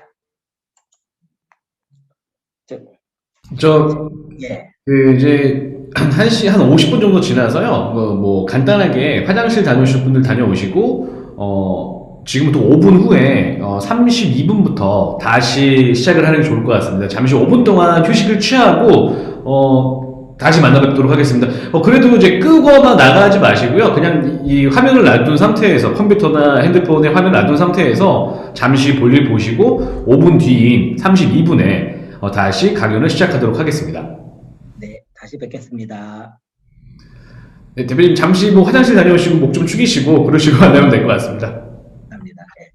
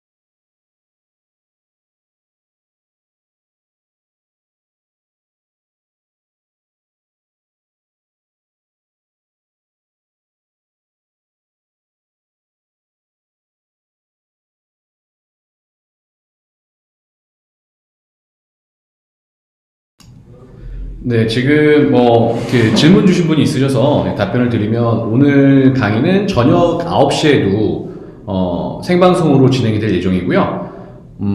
똑같은 내용을 가지고 오전하고 밤에 이렇게 진행이 됩니다. 한번 저 서두에 말씀을 드렸지만 저희 컬처 베이팅 센터에서는 미국에 있는 전문가분들 그리고 중국에 있는 전문가분들 그리고 일본에 있는 전문가분들 그리고 국내에 있는 전문가분들을 고루고루 다양한 분야에 계신 분들을 모셔서 다양한 시각의 내용들을 접해 볼 텐데요. 말씀하신 것처럼 뭐 환경에 따라서 이게 사실 아직까지 저에게도 그리고 이제 지금 오늘 세미나를 지금 하고 계시는 우리 차코페페 배덕형 대표님께서도 익숙하지 않은 시스템이라서 볼륨이 좀 작다거나 아니면 화면이 끊어진다거나 핸드폰으로 보시는 분 같은 경우에는 화면이 사라진다거나 뭐 다양한 변수가 생깁니다. 그렇기 때문에 저희가 또 하나 그 준비를 하는 게 모든 강연을 녹화하고 있습니다. 녹화를 해서 아직까지 그 런칭을 하지 않았지만 유튜브 채널 런칭을 했습니다. 유튜브 채널에 강연 전부를 올려드리고요. 올리면 같이 이제 원하시는 분들께 설문조사를 통해서 원하시는 분들에게만 공유를 드리고요. 그리고 이제 3월 중에 저희 그 페이지가 오픈이 될 텐데 오픈이 되면 그 페이지에 지난 무료 세미나 강연들이 전부 다 올라갈 겁니다. 그래서 원하시는 부분을 찾아서 들으시면 될 것 같고요. 가장 중요한 건 저희는 한쪽의 색깔, 한쪽의 의견만을 전달해 드리는 게 아니라 중국, 그리고 미국, 그리고 다양한 국가에서 어떻게 바라보는지, 그리고 한국인이 바라보는 시각, 그리고 중국에 계신 중국인분, 한국인분, 그리고 미국에 계신 한국인분, 미국인분이 보시는 다양한 시각들을 전달해 드릴 거고요. 그 판단의 그 가치는 그 참여해 주시는 분들이 하시는 거기 때문에 저희는 그렇게 전달만 드리고 판단은 각자 청자들께서 해주시면 될 듯 합니다. 지금 33분이 돼서 또 바로 시작하도록 하겠습니다. 부탁드리겠습니다, 대표님. 네, 그러면 저 목소리가 좀 작다는 분이 계셔서 볼륨을 좀 켜봤는데 제가 제 육성적인 목소리를 좀 더 한번 키워보겠습니다. 좀 도움이 되셨으면 합니다. 힘이 떨어지면은 제가 좀 커피를 마시면서 힘을 내도록 하겠습니다. 자, 그러면 챕터 3인데요. 중국의 발전 과정이라는 거고요. 이게 좀 광범위합니다, 주제가. 그래서 제가 상대적으로 조금 잘 알고 있는 부동산 영역으로 집중을 해서 한번 설명을 드리겠습니다. 그런 하나의 예를 통해 가지고 중국이라는 사회가 어떤 식으로 발전해 나가고 있었겠구나 라고 한번 추측을 해보셨으면 해요. 자, 일단 중국 사람들이 얘기하는 신중국이 중국말로 성립됐다고 그러거든요. 건국을 하고요. 대신에 이제 이 왼쪽에 계시는 이제 등소평이라는 분이고 여기가 이제 왈리라는 분인데 이분들이 야 이거 인민들이 너무 가난해가지고 큰일 났다. 우리 빈곤함은 사회주의가 아닌데 우리가 이러려고 사회주의를 고른 게 아닌데 이런 뜻입니다. 자, 그 다음에 흥묘백묘라고 그래서요. 저기 뿌관시해마 검은 고양이든 흰 고양이든 간에 그냥 쥐만 잘 잡으면 개가 좋은 고양이다. 자, 이런 말로 해서 이게 지금 방미 때 사진입니다. 미국을 방문을 해서 등소평이 자본주의 국가가 이런 식으로 돼 있구나라는 것을 다 확인을 합니다. 그리고 후에는 21개국, 선진국 21개국의 조사단을 파견을 해가지고요. 선진국의 경제와 사회 시스템을 배우고 오게 합니다. 그 중에서 가장 참고 가치가 높았던 모델이 싱가포르와 일본이었던 걸로 확인이 됩니다. 그래서 지금 중국은요, 그러니까 등소평이 생각했던 중국은 싱가포르와 같은 곳이 우리 중국에 1000개만 있으면 우리 인민들이 먹고 사는 문제가 없겠다. 라고 보셨다. 라고 여러분이 보시면 되겠습니다. 자, 그러면 제가 한번 구체적인 사례로 들어가 볼게요. 20세기 후반 중국은 사회주의 시스템 하에서 자본주의 요소를 점진적으로 흡수합니다. 그 과정에서 중국 정부 담당자와 전문가들은 부동산 시장에 자본주의 요소를 정착하기 위해 어떤 고민을 했는가? 자, 그러면 중국은 원래 부동산을 어떻게 했었냐면요. 복리분방제라는 제도가 있었어요. 이게 뭐냐면 부동산이라는 거는 시장에서 거래되는 재화로 보지를 않았습니다. 이거는 나라에서 국민들을 위해서 제공해야 되는 기본적인 복지시설로 본 거예요. 그렇기 때문에 국가에서 정해진 기준에 맞춰서 그냥 국민들한테 이것을 제공을 했던 겁니다. 자, 한국 사람이 중국 부동산 보는 거하고요. 중국 사람이 중국 부동산 보는 거 전혀 다릅니다. 어떻게 다른지 보여드릴게요. 중국은 사회주의 체제로 부동산이 모두 국가 소유라서 투자가 위험하다. 사회주의 체제에서는 개인의 사유재산이 인정되지 않는다. 모든 자산이 국가 소유이니 필요시 국가에서 몰수가 가능하다. 자, 한국 사람들 이렇게 생각하세요. 중국 사람은 어떻게 생각하시는지 제가 한국어로 설명드릴게요. 토지 사용 연한이 도달할 경우 정부는 어떻게 조치할 것인가? 상권 연한에 가까워질수록 상품 방의 가격은 어떤 영향을 받을까? 정부는 토지 소유권에 대해 어떠한 정책을 준비 중인가? 내가 사는 지역은 상권 연한 도달 시 어떻게 전개될 가능성이 높은가? 무슨 말인지 잘 모르시겠죠? 자, 이거 들으시면 이해하실 수 있을 겁니다. 기본 개념부터 하나씩 살펴보겠습니다. 자, 자본주의와 사회주의라는 것을 가지고 한번 봐볼게요. 이 사회주의라는 것이 처음에 나왔을 때, 저기 공산주의 전파하는 거 아닙니다. 여러분 절대 오해하지 마세요.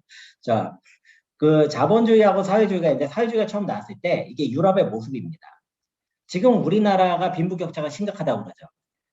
100년 전에 유럽은요, 끔찍할 정도로 이게 심각했습니다. 그리고 당시에 잘 살던 사람들입니다. 지금으로 치면 금수저 이런 사람들이겠죠. 자, 그래서 그때 당시에 독일의 마르크스라는 사람이 이런 생각을 한 거예요. 그럼 진짜 부라는 게 뭐냐 이거죠. 도대체 뭐가 진짜 부냐. 자, 예를 들어가지고 결론만 말씀드리면 마르크스는 이렇게 본 거예요. 생산수단이라는 게 있고 잉여 생산물이라는 게 있다고 본 거예요. 자, 빵 공장이라는 게 있다고 쳐볼게요. 그러면 빵 공장이 있어야지 빵이 나오지 않습니까? 그러니까 이건 생산수단이에요. 여기서 만든 빵이 있죠. 이거는 잉여 생산물이에요. 자, 그러면 사람들은 어떤 사람은 빵을 많이 가진 사람이 있고 어떤 사람은 공장을 많이 가진 사람이 있을 수 있다는 겁니다. 이 마르크스라는 사람은 어떻게 생각을 했냐면 이 생산수단을 소유한 놈들 때문에 문제가 됐다 이렇게 본 거예요. 제가 이 말에 동의한다는 게 아니고 그 사람이 그렇게 봤다 이런 뜻입니다. 자, 그래서 당시에는 부르주아하고 프롤레타리아라고 개념을 나눴는데요. 이 영어로는 이렇게 했습니다. 자, 보시면 부자를 속되게 이르는 말인데 쉽게 얘기해서 자본가 계급, 즉 생산수단을 소유하고 있는 사람이고요.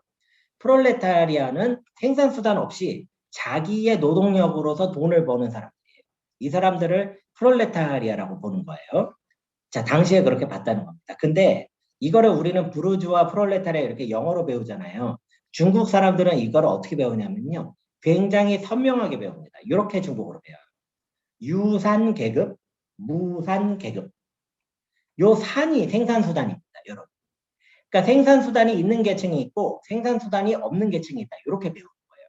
중국어로 보니까 굉장히 간결하죠. 자, 정치체제하고 경제체제를 나눠볼게요. 정치체제는 민주주의가 있고 반대편에 엘리트주의하고 독재주의가 있습니다. 중국은 엘리트주의에 가까워요. 북한은 독재주의입니다. 구분을 어떻게 하느냐면 엘리트들끼리 서로 견제할 수 있느냐, 그 다음에 이 엘리트를 사회 밑바닥에서 양성하는 시스템이 있느냐, 이걸 가지고 판단할 수 있습니다. 그게 없으면 독재주의입니다. 자, 경제체제는 이거하고 다릅니다. 경제체제는 자본주의하고 공산주의 혹은 사회주의로 나눕니다. 공산주의, 사회주의는 좀 제가 설명인데 이건 좀 하니까 길어지니까 그냥 생략을 할게요. 자, 그러면 자본주의하고 사회주의하고 어떤 차이가 있냐면요. 생산수단하고 잉여 생산물로 나눠보면요. 자본주의는 이거를 다 개인이 소유할 수 있게 한 겁니다. 공산주의하고 사회주의는요. 생산수단은 국가가 소유하고요. 잉여 생산물은 개인이 소유하게 한 겁니다. 잉여 생산물은 개인이 소유합니다, 여러분. 무슨 말이냐면요. 자, 계획주의 경제라고 해도 빵을 나눠줘요. 나눠줬는데 내가 이걸 안 먹고 땅에다가 묻었다고 쳐볼게요. 이거를 도대체 사회에서 무슨 수로 알아가지고 나한테 뺏어가겠습니까? 개인의 잉여 생산물이 개인이 소유하는 건 막을 방법이 없습니다, 여러분. 이게 우리가 굉장히 잘못 알고 있는 거예요. 잉여 생산물은요, 항상 개인 소유가 가능합니다. 이건 통제가 불가능해요. 그런데 중국은 처음에 생산수단을 국가가 소유를 해보니까 이런 문제가 생긴 겁니다. 이건 제가 이제 북경대에서 공부할 때 경제학 교수 그 리닝이라는 분한테 들은 얘기인데요. 아니다. 리니프셨나? 이름은 지금 정확히 기억이 안 나요. 아무튼 근데 이런 얘기를 하시더라고요. 자기가 어렸을 때 줄을 서가지고 공장에서 밥을 먹었대요. 왜냐면 집에 식기류를 다 나라에서 몰수했기 때문에. 근데 사람들이 1공장에도 써보고 5공장에도 써보고 쭉 써봤는데 3공장이 맛이 제일 좋더랍니다. 그래서 그때부터 3공장에 사람들이 몰리기 시작해요.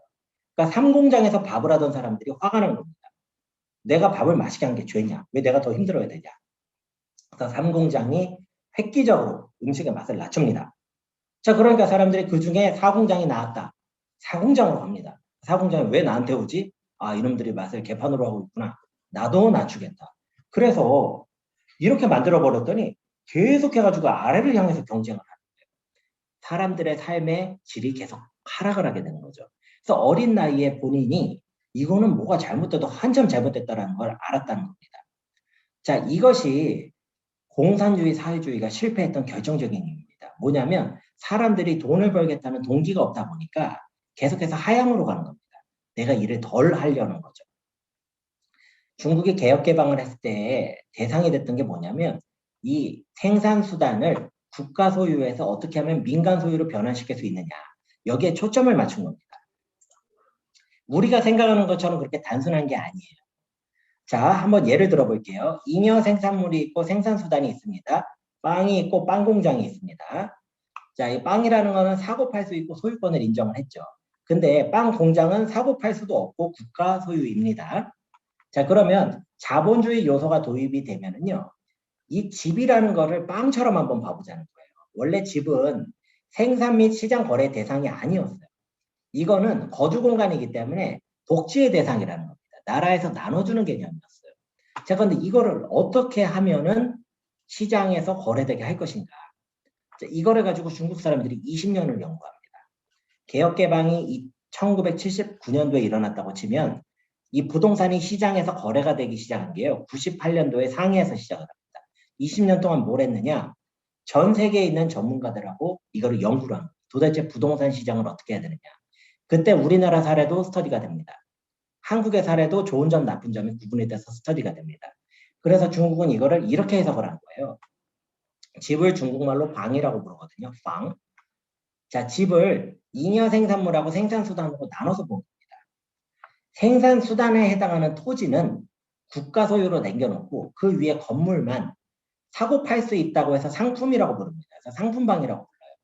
이것에 대해서만 소유권을 주기로 한 겁니다. 자, 그러면 중국의 부동산이 어떻게 시장화가 됐는지 살펴볼게요. 중국은 토지를 이런 식으로 인식을 하는 거예요. 토지가 크게 농촌 토지가 있고 도시 토지가 있습니다. 농촌 토지는 공동 소유주가 있고 정부 소유주가 있어요. 농촌은 별로 보실 일이 없고요. 도시만 봐볼게요.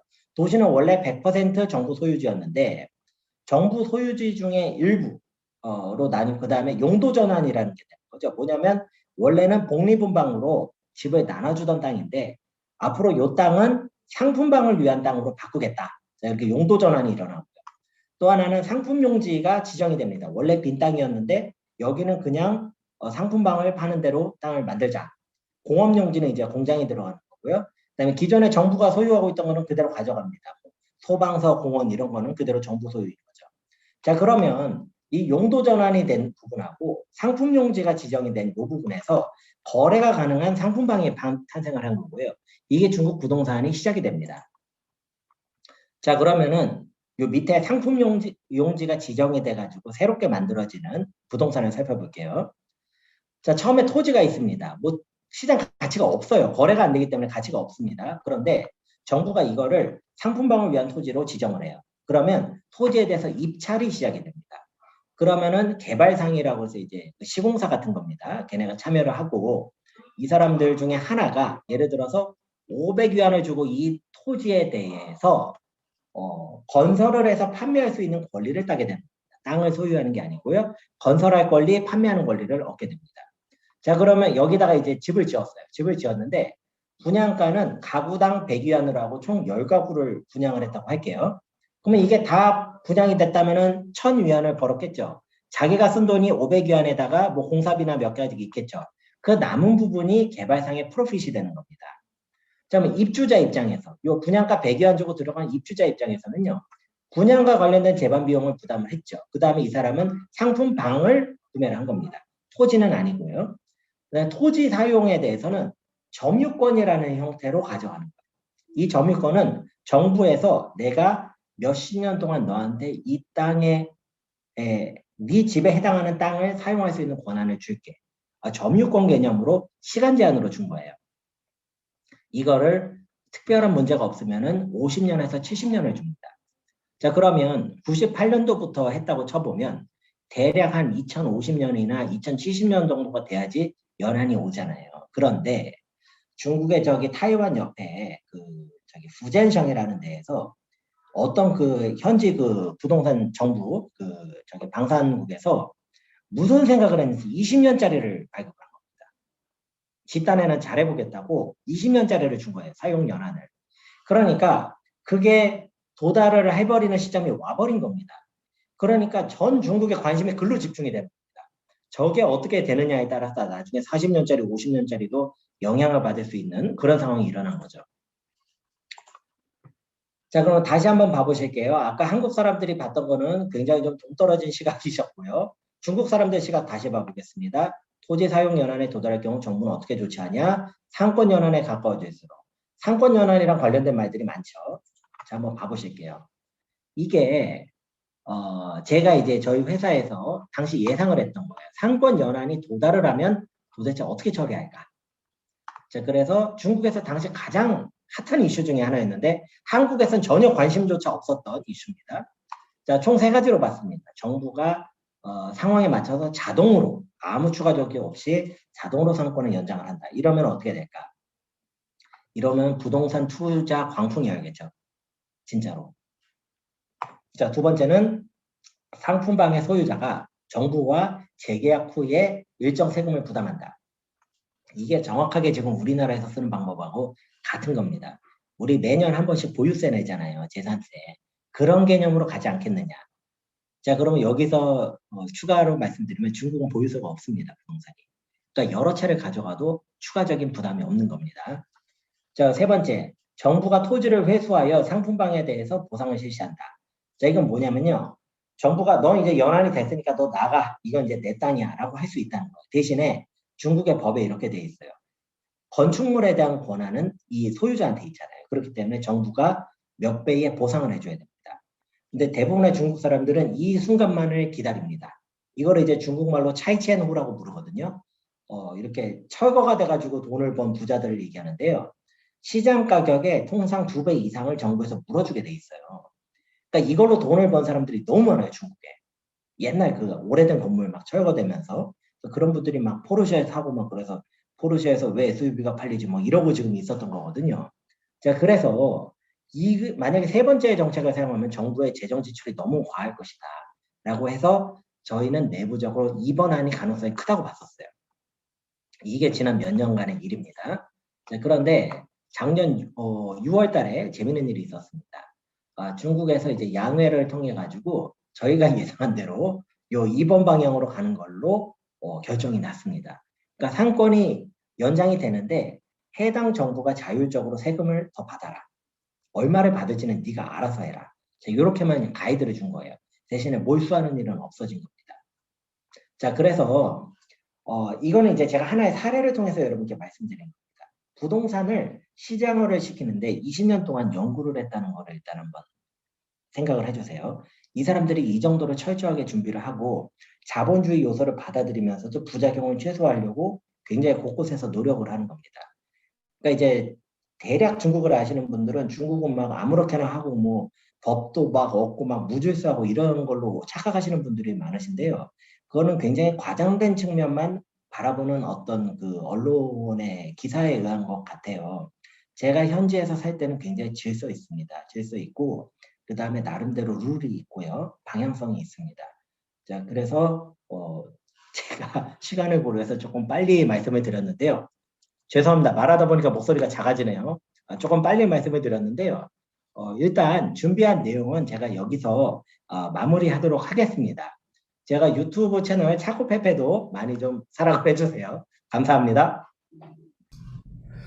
네, 오늘 차코페페 배덕형 대표님께서 이제 세미나를, 이제 미니 세미나를 열어주셨고요. 오늘 내용은 사실은, 중국에서 중국을 바라보는 관점을 좀 전환시킬 필요가 있다. 그리고 단순히 지금 이제 우리가 많이 들어보시지만은 미국이란 나라가 세계체 강국이죠. 그리고 이제 중국이란 나라가 아까 말씀하셨지만 사라질 시간 동안 우리는 없는 줄 알았는데 갑자기 풍 튀어나왔어요. 튀어나와서 세계 최강대국이 미국과 전쟁을 벌이고 있는 거죠, 사실은. 그래서 그럼 과연 이 전쟁을 벌일 수 있는 이 동력이 있는 큰 나라인데 이 나라를 그냥 무시할 것인가? 근데 무시하는 게 좋은 방법은 아니다. 그렇다면 이렇게 세계 2강이다라고 표현할 정도로 미국을 따라잡은 중국이 어떠한 힘을 갖고 있는가.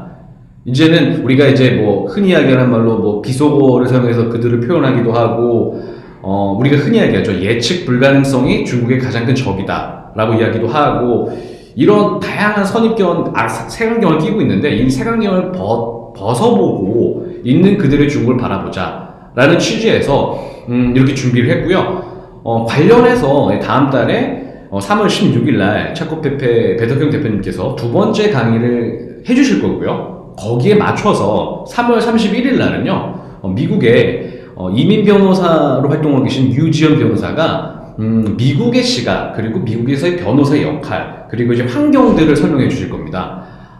다시 돌아온 4월 달에는 뉴욕타임즈에서 프리랜서 기자로 활동하시는 양여은 기자님께서 나오셔서 그 미국이란 사회에서 기자의 역할이라든지, 그리고 활동하시는 상황, 그리고 지금 전 세계를 바라보는 트렌드를 같이 읽어주실 거고요.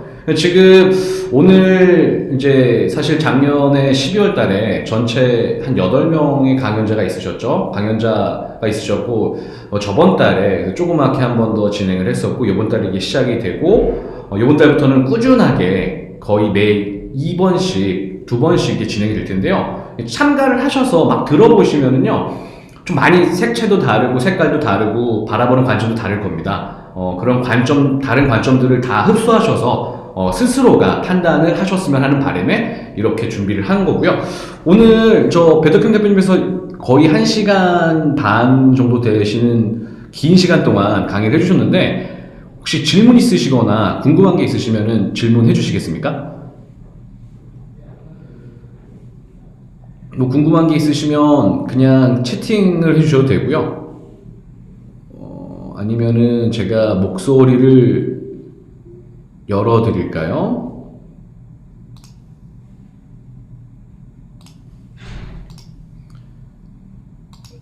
반갑습니다. 들어오셨네요. 네. 혹시 제가 언뮤트 할 수 있도록 그 권한을 다 드렸거든요. 음소거를 빼시고 말씀을 하시거나 질문하실 분은 이제 직접 질문하셔도 됩니다.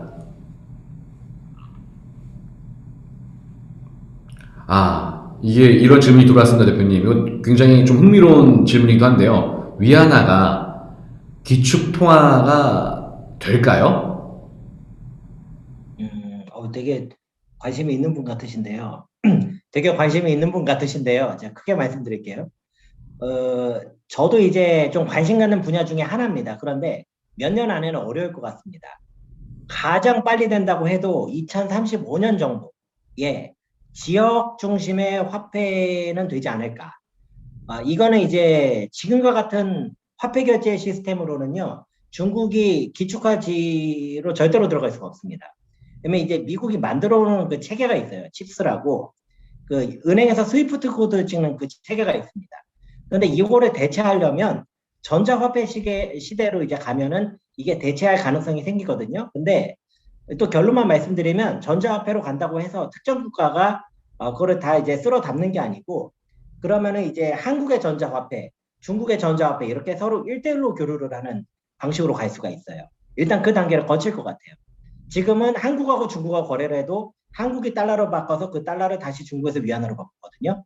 그러니까 이게 지금 미국이 만든 체계인데, 그것이 앞으로는 1대1 교환하는 방식으로 가는 단계를 한번 거칠 것이다. 그래서 그거를 감안을 한다면 중국이 기축화지로 가는 거는 조금 어려울 것 같다. 당분간은요. 아무리 빨라도 한 15년은 걸릴 것 같다. 예, 제 생각입니다. 네. 저도 그렇게 생각합니다. 저는 사실은 참여하시는 분들 몇몇 분은 아시는데, 저는 이제 미국에서 한 16년 동안 생활을 하고 지금 잠깐 한국에 나와 있는데, 저는 기축통화가 미국이 굉장히 준비를 많이 하고 있거든요. 그래서 지금 당분간 말씀하신 것처럼 10년, 15년 기간에는 어렵다, 안 될 거다라고 확신을 하고 있습니다. 두 번째 질문인데요. 굉장히 단도직입적입니다. 중국 부동산에 직접이든 간접이든 투자를 해도 괜찮다, 리스크가 없다라고 생각을 하시나요? 일단 모든 투자는 리스크가 다 있습니다. 모든 투자는 리스크가 있기 때문에 리스크가 없는 거를 가시면은요, 마진이 거의 없다고 보시면 돼요. 일단 그게 기본이고요. 대신에 이제 리스크를 감수할 의향이 있다면, 저는 중국 부동산은 충분히 투자 가치가 있다. 그 이유는요, 우리나라를 제외하고, 홍콩, 싱가포르, 그 타이완 쪽에서는요, 중국 부동산을 굉장히 잘 활용을 하고 있습니다. 또 다른 측면에서 봤을 때에 이 중국 부동산이라는 것이 우리나라로 치면은 한 20년 전 분당 일산 정도라고 보실 만한 시장이 계속해서 생겨나고 있습니다. 그렇기 때문에 여기에 굉장히 막대한 기회가 있다. 저는 이렇게 보고 있습니다. 네. 또 다른 질문 있으신 분이 있으면 뭐 채팅을 하셔도 되고요. 사실 음성을 제가 다 열 수 있도록 권한을 드렸기 때문에 음성을 열어서 질문하셔도 되고요. 또 다른 질문 있으실까요?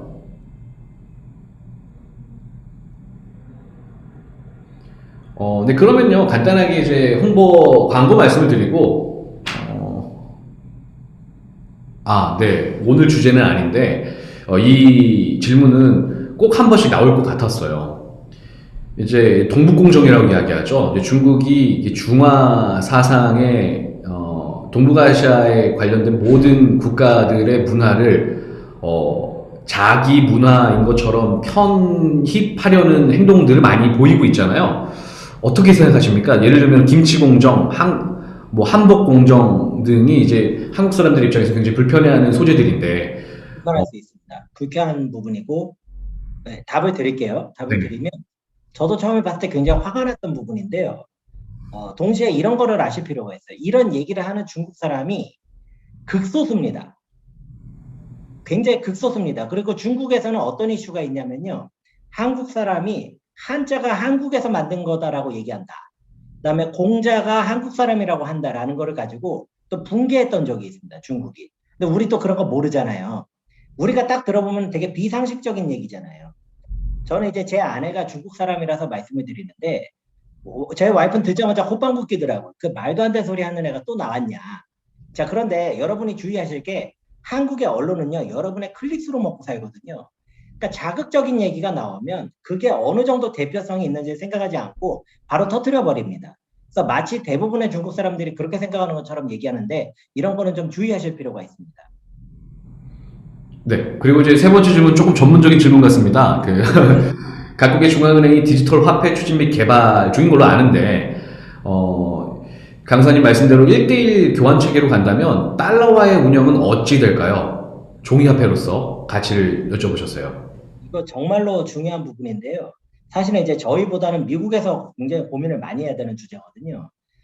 미국은 이제 조금 복잡한 이유 몇 가지로 인해서 지금 체제를 포기를 하고 디지털 화폐로 가기가 오히려 불리한 입장에 있습니다. 우리는 그냥 디지털 화폐로 가버리면 되는데 미국은 오히려 여기에 더 불리한 영역이 있어요. 다만 미국도 지금 굉장히 부지런히 디지털 화폐를 준비하고 있습니다. 여기서 얘기하는 디지털 화폐는요, 법정 화폐입니다. 비트코인 같은 게 아니고요. 그 나라의 중앙은행에서 발행을 하는 법정 통화를 준비를 하고 있다는 거고요. 우리나라도 올해 말부터 시범은행이 들어갈 예정입니다. 중국은 작년부터 시작을 했고요. 미국이 조금 늦어지고 있는데 미국도 분명히 대응을 할 겁니다.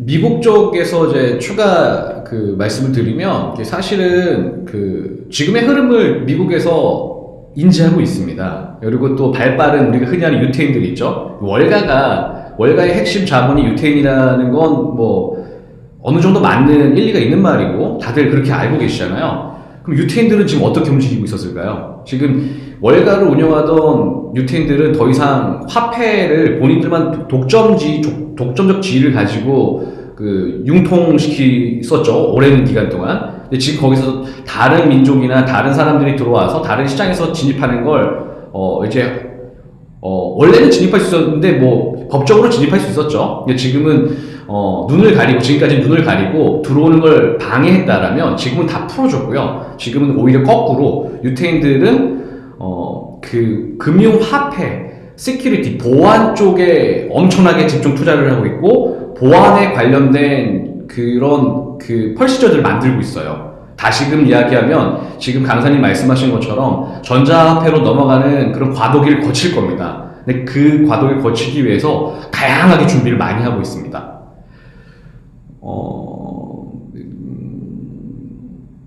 어, 맞습니다. 김용숙님께서 중국의 이제 대외 이미지에 대한 부분 말씀 주셨는데요. 이게 중국의 아킬레스건 중에 하나입니다. 뭐냐면요. 일단 제가 말씀드리는 게 중국 전체를 대표한다고 볼 수는 없어요. 다만 제가 중국에서 그래도 조금 그 엘리트층에 속한다고 할 수 있는 분들하고 얘기를 해보면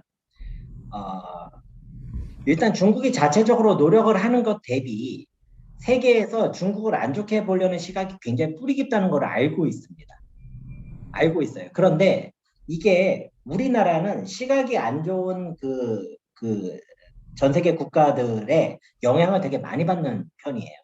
그리고 중국을 좋게 보는 나라들도 있는데 별로 힘이 없습니다. 얘네들이 좀 가난하고 그러다 보니까 이게 좀 발언력이 떨어지는 거는 있어요. 그래서 제가 봤을 때는 중국에서는 우리가 대외 이미지가 좋아지려면 단기 내에는 어렵겠구나 라는 거를 이미 감수하고 있는 것 같아요. 네, 오늘 질문은 여기까지 받고요. 다시금 말씀드리면 오늘 9시에도 지금 이제 그 배덕경 대표님이 계신 곳은 8시죠. 8시에 시작을 하게 되고요. 동일한 주제로 그 강연이 이루어질 예정입니다. 그래서 참석하실 분들은 누구나 들어오셔서 저 강연을 시청하시면 되고요. 똑같은 제가 오늘 문자로 보내드렸던 동일한 링크를 통해서 입장하시면 되고요. 그리고 오늘 이게 미니 세미나다 보니까 1회성으로 마무리되는 세미나입니다. 3월 16일 2차 세미나에 관련해서 다시금 제가 등록 폼을 보내드릴 거고요. 그래서 오늘 참석해 주신 분들께 설문지를 다시 보내드릴 텐데, 되도록이면 설문지를 좀 진중하게 살펴봐 주시고 답변 주시면 다음 강연을 준비할 때 참조해서 더 좋은 강연을 준비하도록 하겠습니다. 이게 항상 무료로 진행되는 세미나이기 때문에 누구나 관심 있는 분은 소개를 해주시고 관심 가져서 들어오셔서 많이 봐주시고 이런 논의가 공개적으로 서로의 다른 시각이 만나는 지점을 만들어낸다면 저희의 그런 목적 자체가 달성이 된다라고 볼 수 있습니다. 보면은 네, 여기 지금 질문이 아니라 뭐 의견이기 때문에 요거는 저 대표님께서 한번 살펴보시고 참조해 주시면 될 것 같고요. 오늘 이렇게 강연 참여해 주신 모든 분들께 진심으로 감사드리고요. 또 관련된 피드백 있으면 부탁드리도록 하겠습니다. 감사합니다. 그럼 3월 16일이 다음 강연이고요. 오늘 같은 다른 내용으로 저희가 등록 폼을 보내드리면 모두 다 등록 부탁드리겠습니다. 그리고 아까 말씀하신 차코페페 유튜브에서 검색하시면 나오거든요. 관심 있는 분은 꼭 구독 부탁드리겠습니다. 네, 감사합니다. 감사합니다. 네, 이제 뭐 공개적인 시간은 다 끝났고요. 뭐 몇 번 진행해 보니까 그렇더라고요. 이제 잘 안 나가세요. 그래서 뭐 질문하시는 분도 있고 아니면 뭐 남아서 대화하시는 분도 계신데 제가 방을 닫을 때까지는 말씀하시면은 그 말씀에 대한 답변 드리고요. 우리 그 대표님께서도 관련해서 답변 주실 겁니다.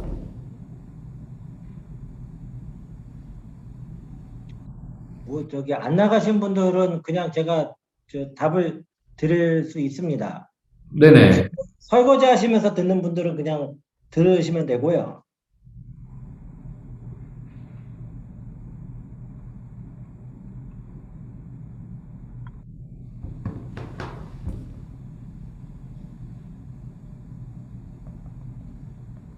지금 질문 주신 분 답을 드리면은요. 여기가 이제 제 유튜브에서 보던 데인데 제 사무실이 맞습니다.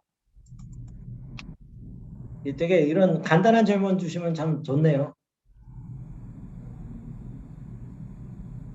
예, 감사합니다. 예. 저는 제가 목소리가 좀 작아질까봐 조금 노력을 했는데, 들으실 때 조금 목소리가 안 좋아가지고 불쾌하셨을까 조금 염려는 했었는데, 좋게 말씀해 주셔서 감사합니다.